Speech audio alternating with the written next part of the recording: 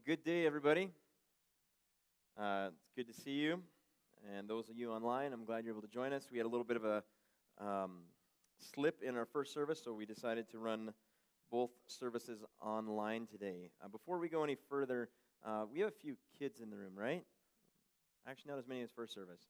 I just want to say to you kids, we've got this week and next week, and then if all things go well, we'll be able to open up kids ministry for you guys again, and we're excited about that. I know Caitlin is super excited about connecting with you, and some of the teachers are pretty excited as well. So that will be coming, and just want to encourage you on that. Thanks for coming in and hanging out with your family today. So we are wrapping up today this series called Gospel-ish. And the idea here is whenever you add ish to any word, it only means kind of, sort of. It basically takes away from the truth of what that word is. And we've been identifying pieces of gospel-ish that we as believers have either fallen into or get caught up in and start believing, whether intentionally or unintentionally being misled or sometimes just falling into. And today is the last one, and I'm about to take us on a little bit of an emotional roller coaster, so I'm giving you advance warning on that. And on the other side of it, it's going to make a little bit of sense. But here's where we're going. I have a few questions for you that I want to ask this morning. Some will be easy to answer. Some will be a little bit more challenging. But when we get on the other side, there's going to be a significant point to it. So first question. Should a Christian take their kids to Disneyland? An interesting thought. Should they or should they not? Well, I guess now that they've got Star Wars, that makes more sense, right? I guess not. Not Star Wars fans in this room, or maybe at home, I don't know. But should they take them Christians, should they go to Disneyland? Should a Christian eat at Ruth's Chris Steakhouse? That's a pretty spendy place. And I'm not a steak person, but some people tell me that is good steak. I'm a pork guy. That has no relevance. Should a Christian have granite in their kitchen? Well, the answer there is simple. It's no. It should be quartz, right?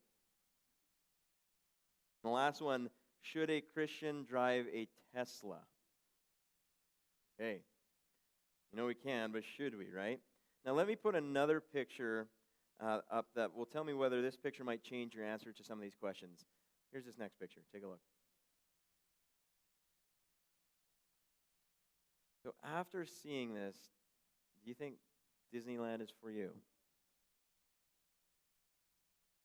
Now, I just did something that I'm totally against on a normal Sunday, but I have to explain it. Like, normally I would never do this to you, but there's a point. I just forced an emotion on you. I just put a feeling on you where all of a sudden it's like, oh, yeah, Disneyland, oh, crap. Yeah, there's starving kids in the world. And I'm spending money on extravagant things. And what I've done is I've manipulated and exploited your feelings to get you to think a certain way. And the gospel-ish that we are covering today thrives on those emotions. It thrives on how you feel. It's fueled by the emotion that was produced by just kind of like that awkward moment we just experienced. And I want to talk about this. It's called the poverty gospel, right? The poverty gospel. And we're in this series. We're bringing it to this final piece. And this one is an interesting one. We really want to add gospel-ish to your vocabulary. That throughout your life, as you're seeking Jesus, you start recognizing things that are not the gospel, but they're gospel-ish.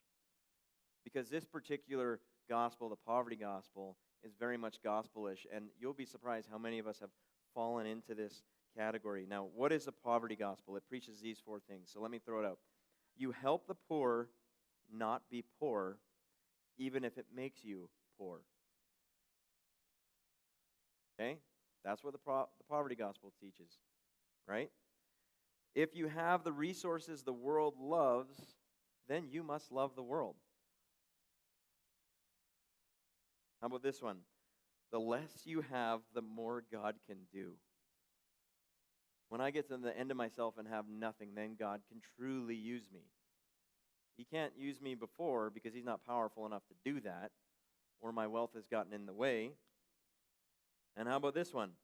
Enjoying nice things is a bad thing.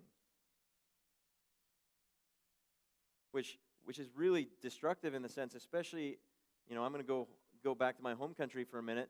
Everybody that plays hockey, well, you spend a fortune on hockey equipment just to play, so I guess that's out, right? Can't enjoy nice things.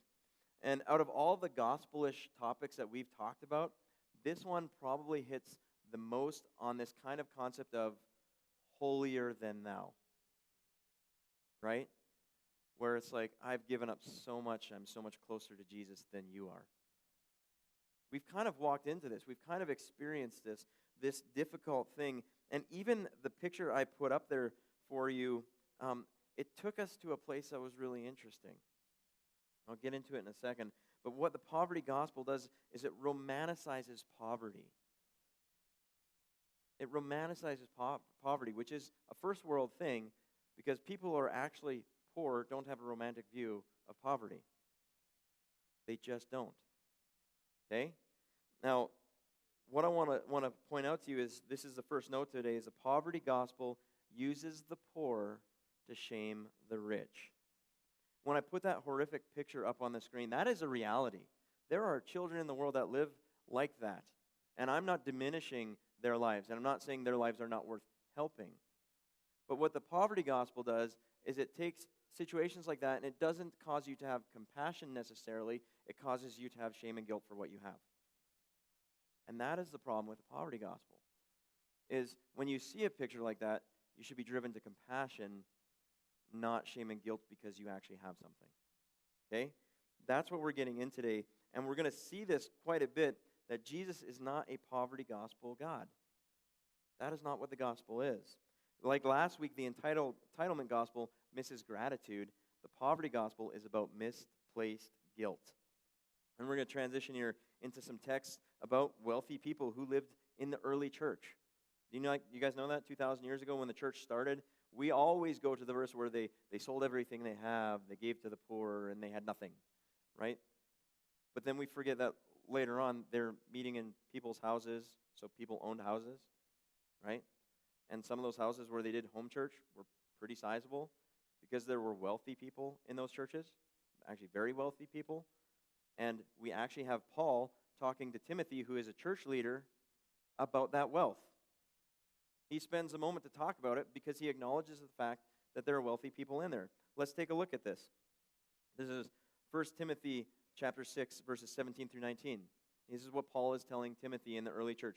Command those who are rich in the present world, right now they've got money, not to be arrogant, nor to put their hope in wealth. Now, if you have survived the recession of 2008 and the COVID experience we're going through right now, if you've had any sort of retirement, you've watched this, do this. I do not place my hope in roller coasters. Right? It's a good point. Do not put your hope in wealth, which is what? So uncertain. Right? But to put their hope in God, who richly provides us with everything for our complete and utter dismay. Whoa. I didn't read that right. It says for our enjoyment. Shoot, that means we can enjoy things? That's an interesting thought. Connected wealth and enjoyment together, right? Interesting piece in the New Testament. Continuing, this is what we do. Command them to do good, to be rich in good deeds, and to be generous and willing to share. I also have to pause before we enter into a Robin Hood complex, as so many of us do. It's like, well, they've got all that money, they should give it away. Well, yeah, sometimes I feel that way, but the reality, it doesn't say force them to share. It says if they're willing to share. We're interestingly looking at the Bible and seeing that there's this direction for people with wealth. In this way, they will lay up treasures for themselves as a firm foundation for the coming age, so that they may take hold of the life that is truly life. So in some translations, it says they'll store up treasures in heaven by using their wealth for good now. It's such an interesting piece. He doesn't tell them, get rid of your money. He doesn't enter into this place where the poverty gospel says, you shall have nothing or you shall not have Jesus. He doesn't do that. He says, this is how you should live. Don't place your hope in it, but thank God for the things that you enjoy because he gave it to you, and be generous with it. If this isn't making sense, just put it this way. If we're demanding that people with wealth engage into the level of poverty so that we can all be on the same playing field. Imagine just for a second you have strep throat, right? Ugh. Not fun, very painful. And you go to the doctor does a swab test. Yeah, you have strep throat, but it's okay because I took your strep throat and I gave it to myself so that we can be in this together.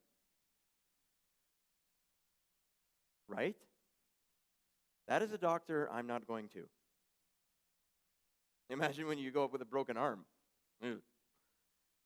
We don't want doctors like that because we want to go to doctors who have the ability and the skill to make us well, to help us get out of our sick potential circumstances.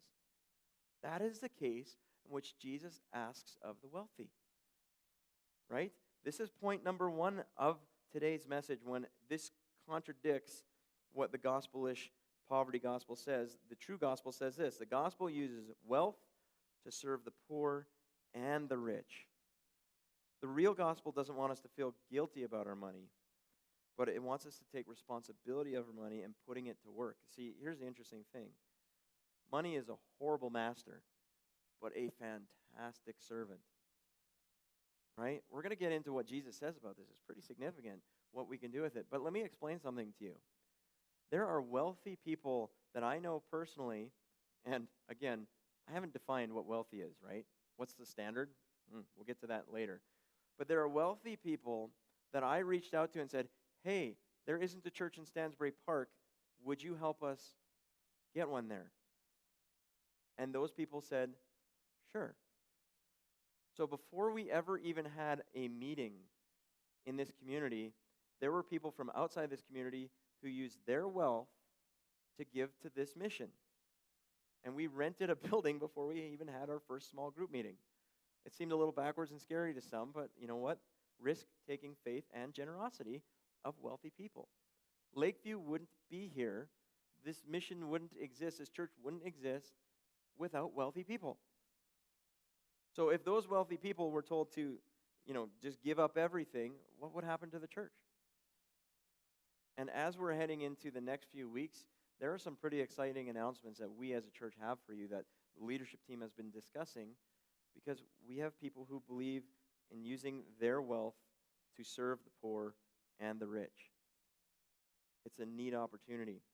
So whether you're extremely wealthy or poor, what you give, in both cases, it's a matter of the heart. Now, my problem with the poverty gospel, one of the things that really concerns me about it is this: the poverty gospel taxes our joy. It taxes our joy. When you give, you never know if it's enough. Did I give enough? Did I help out enough? We saw the picture of the Ethiopian child. Just so you know, they went back and that child survived. There's a vulture in the background. It's very scary. But you gave to that, and you're like, shoot, there's still more starving children. I need to do more. Well, when is enough enough and you stop feeling guilty about it? Does Jesus not lead us to freedom? Does he not encourage us along the way of what we should do with what he's given us? Yes, he does. Right? But it taxes our generosity. You could have perhaps gone on vacation, or you're like, man, if I go on this vacation, that's money I could have used for something else. Right? The prosperity gospel, or the poverty gospel, prosperity gospel is another sermon. The poverty gospel taxes our joy. And it's ironic, I would say, because how the poverty gospel taxes us, the gospel itself actually frees us.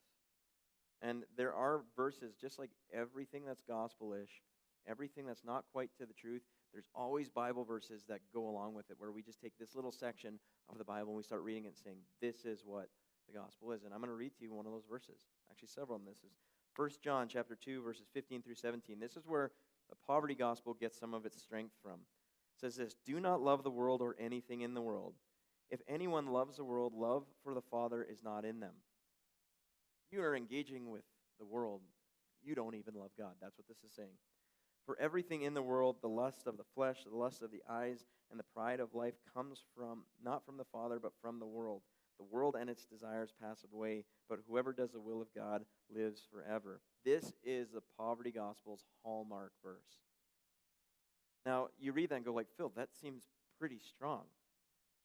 But if the gospel is joy and freedom, that we've been freed by Jesus, if what Jesus has done is enough, then this would say it's not enough.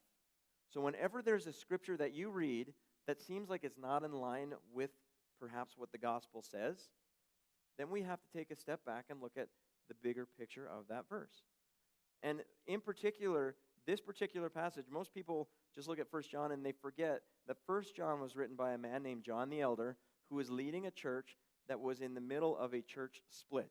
That means there were people who were trying to divide the church and lead people away from John, who was the leader, and saying all kinds of bad stuff about him, trying to establish their own little church kingdom in that community. So there's multiple times in 1 John where John deals with this issue of saying, step away from the earthly thing. There's something bigger going on here. Eternity is at stake. You're getting sucked into this. So he's dealing with them in such a straight way to say, like, listen, guys, you're getting wrapped up in these worldly behaviors. Because if you're not trying to split Jesus' church. And he goes on to say that those who are splitting Jesus' church are committing what he calls the unforgivable sin, which is a pretty scary piece. But give it the context, and you see that there's more to it. The thing is that the poverty gospel, if it shames you because of what God has given you, there seems to be a problem with that. That's not the true gospel. Point number 2, the poverty gospel doesn't delight in God, but in the amount that we give up for God. Think about that for a second. It's not about what Jesus did on the cross for you. It's about how much you sacrificed to earn your way to the cross. It's about how much you have done to earn your way into Jesus' favor. Those things don't fit together. And how about this, for example? If we're following the poverty gospel and we're giving up everything of the world and we have absolutely nothing, how then do we serve the world when we have nothing to give? That seems like a bit of a contradiction to me. And there's certainly no freedom and there's no joy in that. It's a bit of a problem. I think the problem with this, too, is that it came out of the monasticism that we experienced when people would go into monasteries to be secluded, to give up all worldly things, right? And monasticism is the renunciation of worldly pursuits, and pleasures where people would swear off the entrapments of the world and live detached from the world in a monastery. The problem with living in a monastery is you're not very good at sharing the good news of Jesus when you're off by yourself doing nothing. Another contradiction. And I think the pull of every human heart, like all of us, like how we get caught up in this, is to measure the amount of good works and the amount of sacrifice that we've done in order to determine our own righteousness. I continually talk about the scale of righteousness. It's where we look at ourselves and say, have I done enough? I don't think I've done enough, so I need to do more. So in this particular case, it's like I'm a horrible human, so I must go live in a monastery to give up all these things so I can be more righteous in God's eyes. Get closer to God. Well, here's the news flash. We don't have to get closer to God because Jesus has already come to us. We're not earning our way up to him. There's literally one step to Jesus, and that's acknowledging him as Lord and Savior. Okay? And Jesus himself, when he's looking at this thing, and he's calling on us, he never gave us a standard. He never gave us a standard of what is wealthy and what is not. Like, let's pause on that for a second. What does it mean to be rich? Let's put some perspective on this. Because you can look around and see somebody who's richer than you, but you can also look around and see somebody who's poorer than you. What's the definition? Well, if they've got a yacht. They got a yacht, they're rich. Okay, that's one perspective. But how about this? 1% of the world's population owns 2 automobiles.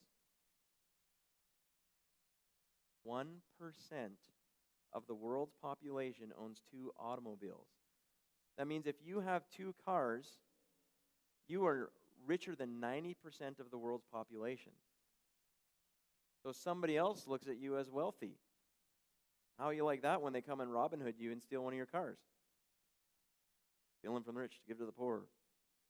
Right? I'm not saying that is an unknoble thing, but there's more to it.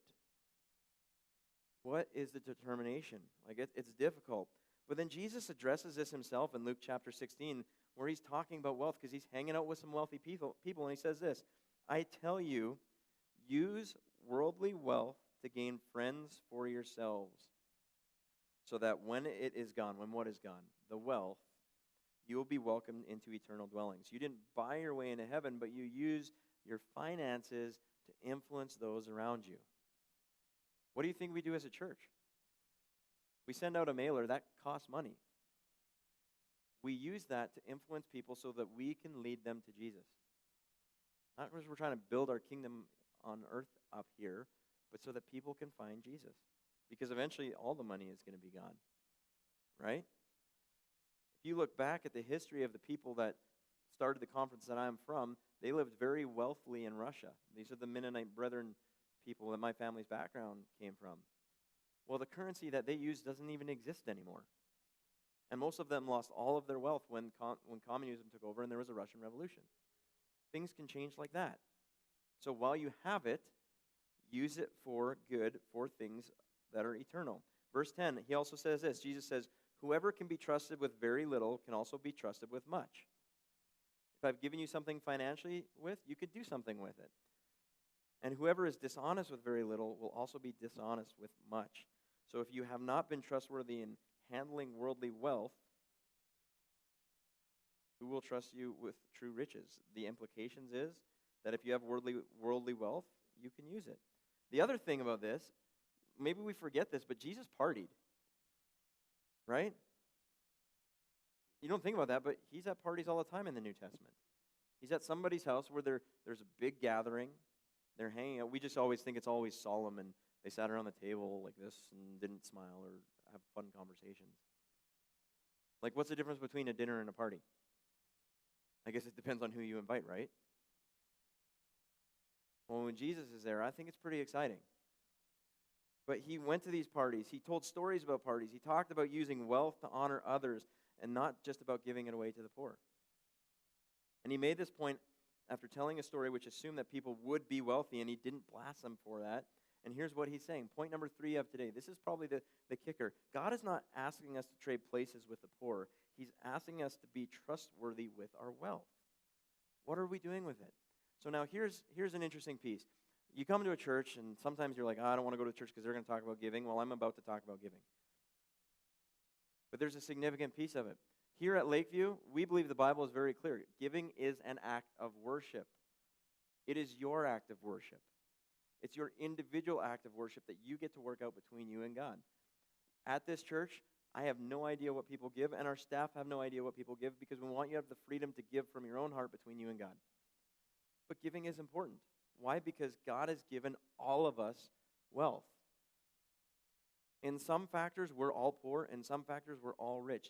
The point is, we're all wealthy because of Jesus to an extent. So what are we going to do with it? If you're giving out of guilt and shame because you feel like you have too much and you shouldn't enjoy things, you've fallen into the poverty gospel. If you're giving out an act of worship because you love God and you want to acknowledge Him, that's something different. So if you've never given, we encourage you just to say, give it a shot.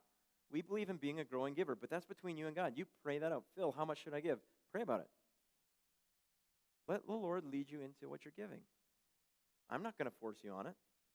The Bible does give us, like, if you move from a growing giver, you give a little bit, and then you give more, and then you start giving incrementally, and then you give regularly. Then we move into what we call a faithful giver. And this is where Jesus actually gives us a standard of giving. There's this terminology called 10% a tithe. Now, Christians all over the world will all argue over this, and I imagine there are some people who watch online from out of the state would say, Phil, you're nuts. Like, fine.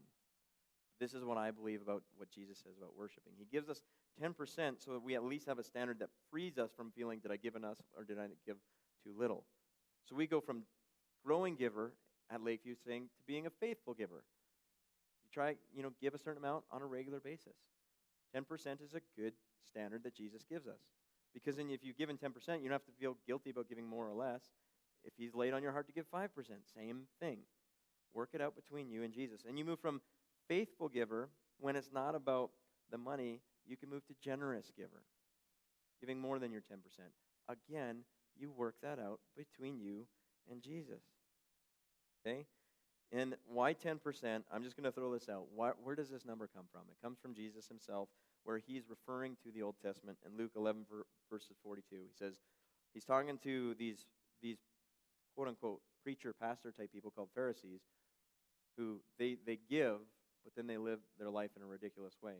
It says, "Woe to you, Pharisees, because you give God a tenth of your mint, rue, and all other kinds of garden herbs." So they are giving 10%, but you neglect justice and the love of God. You should have practiced the latter without leaving out the former.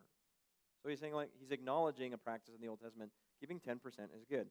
And it's beneficial because now we don't have a moving target. Right? The poverty gospel taxes your joy. If you've worked it out between you and God, he's not asking for your salvation to be earned by your 10%.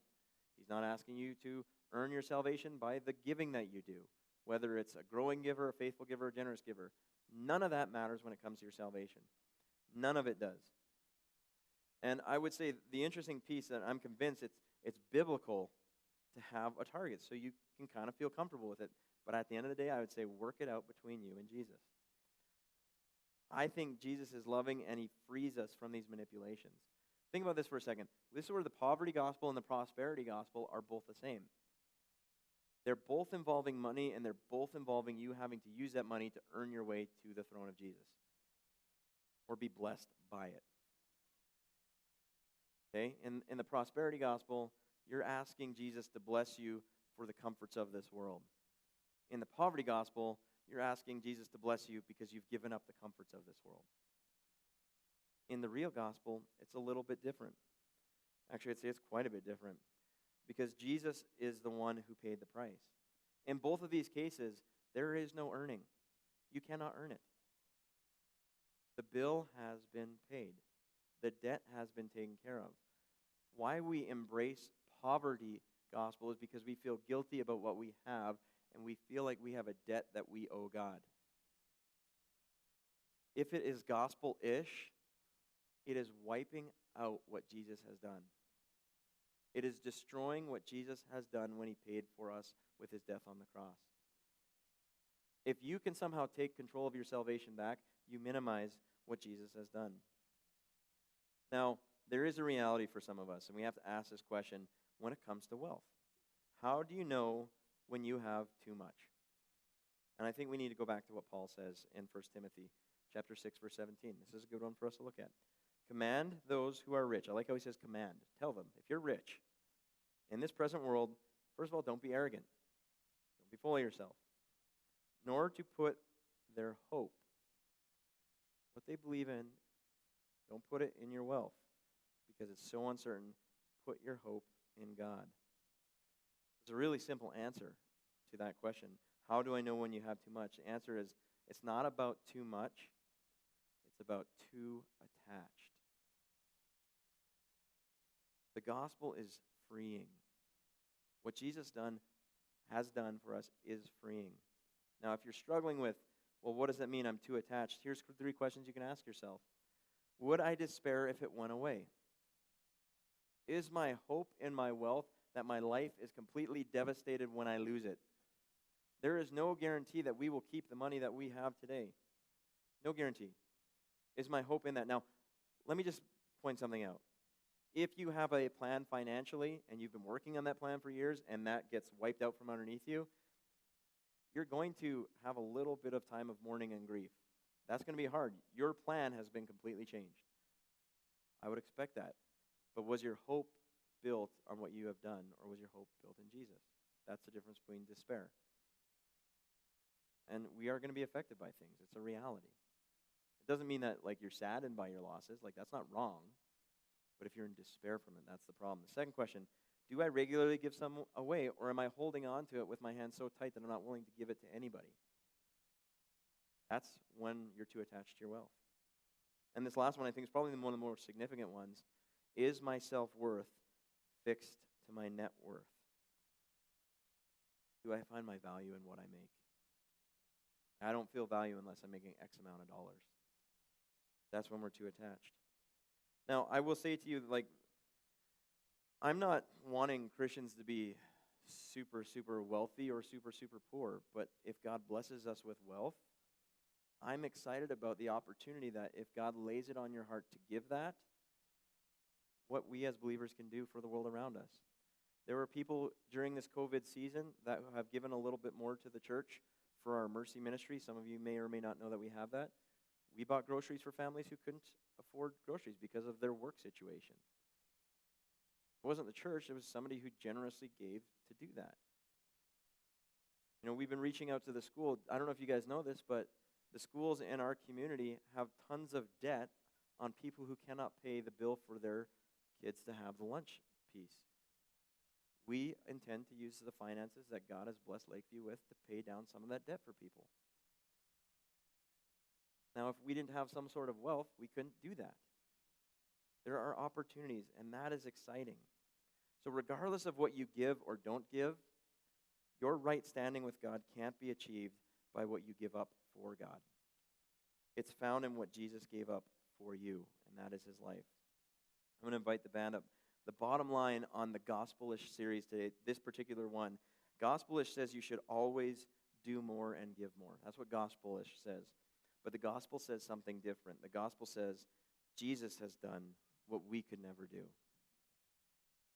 If you're seeking out Jesus and you're pursuing the gospel, there will be freedom from shame and guilt.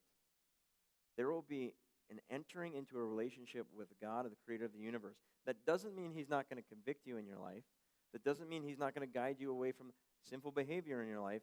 That doesn't mean he's not going to challenge you at some point, perhaps even to give. But that's between you and him to work out. And if you're entering into a relationship and you're following Jesus, he will convict you and lead you closer to him. That could reshape your life completely. It could reshape it in just little bits at a time. But that's what God does. As we head towards the series to a relationship with him, he didn't say, I died on the cross. Now you have to give up everything that you have and be completely poor so that you don't have the ability to serve anybody else. He didn't say that. He didn't say, I died on the cross so that I could be in a genie in the bottle that you just rub it and I come out and give you whatever you want. He didn't say that. He didn't do that. He didn't die on the cross so that we could be entitled and deserving all these things that we want and hope for. He also didn't even die on the cross to ensure that we have perfectly healthy lives all the time. He died on the cross so that our soul could be reconnected, our lives could be reconnected to the creator of the universe. He died on the cross to prove to us in gospel-ish and place all your trust in the gospel. Let's pray. Jesus, I thank you for this day. Thank you for time to come together and dig into who you are, Lord. Please watch over us, protect us, and draw us to you. Pray this in your name. God bless everybody. Amen. We're going to close with one more song here, so I'm going to invite you to stand that as we do.